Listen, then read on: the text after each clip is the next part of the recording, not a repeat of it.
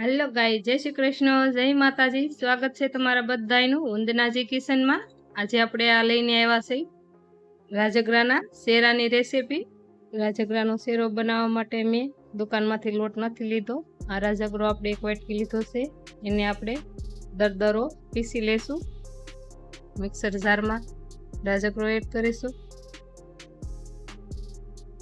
ભડકા જેવો પણ જાડો નથી રાખવાનો આપણે।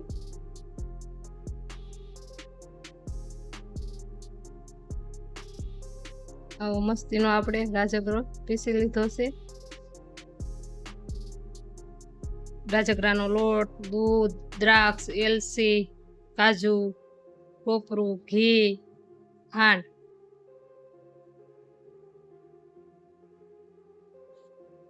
હવે આપણે એક તપેલી મૂકીશું। તપેલીમાં આપણે दूध गरम કરવા મૂકીશું।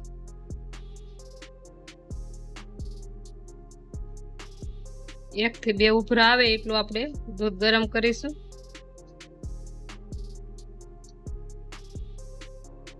दूध गरम થઈ ગયું છે આપણું। હવે આપણે એક કડાઈ મૂકીશું, એમાં આપણે ઘી નાખીશું 3 થી 4 ચમચી। ઘી ગરમ થઈ જાય એટલે આપણે આ રાજગરાનો લોટ એડ કરીશું। ધીમા ગેસે એને આપણે શેકવાનો છે। જ્યાં સુધી આમાં ઘી છૂટું ન પડવા લાગે ત્યાં સુધી આપણે આને ધીમા ગેસે આવી રીતે આપણે શેકી લેશું।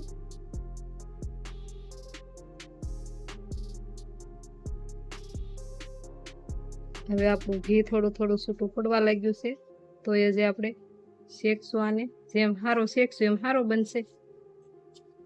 શેકાઈ ગયો છે અને ઘીની સુગંધ પણ મળી છે આવવા, એટલે આપણે આ दूध એડ કરીશું। જોઈએ એટલું दूध આપણે થોડું થોડું એડ કરવાનું છે। આવી રીતે આપણે મિક્સ કરતા જઈશું અને થોડું થોડું दूध આપણે જરૂર પડતું એડ કરતા જઈશું।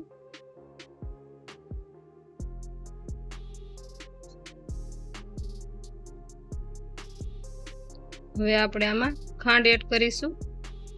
ખાંડને પણ આપણે હરખી મિક્સ કરી લેશું। જ્યાં સુધી ખાંડ ગળી જાય ત્યાં સુધી આપણે આવી રીતે હલાવતા રહીશું।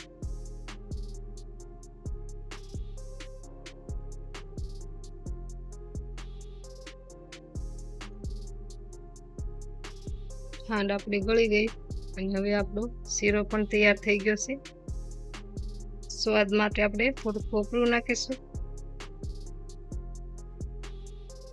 અને આ એલસી નાખીશું।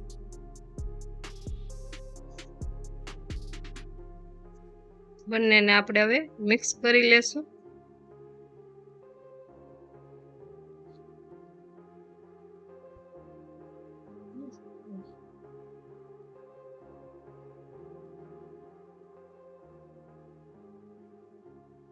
ગેસ બંધ કરીને હવે આપણે સર્વ કરીશું। એક બાઉલ લીધું છે, એમાં આપણે હવે શીરો સર્વ કરીશું।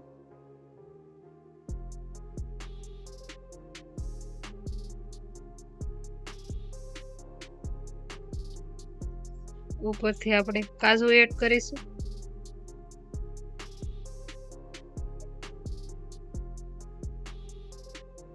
થોડી દ્રાક્ષ પણ આપણે આમાં એડ કરીશું।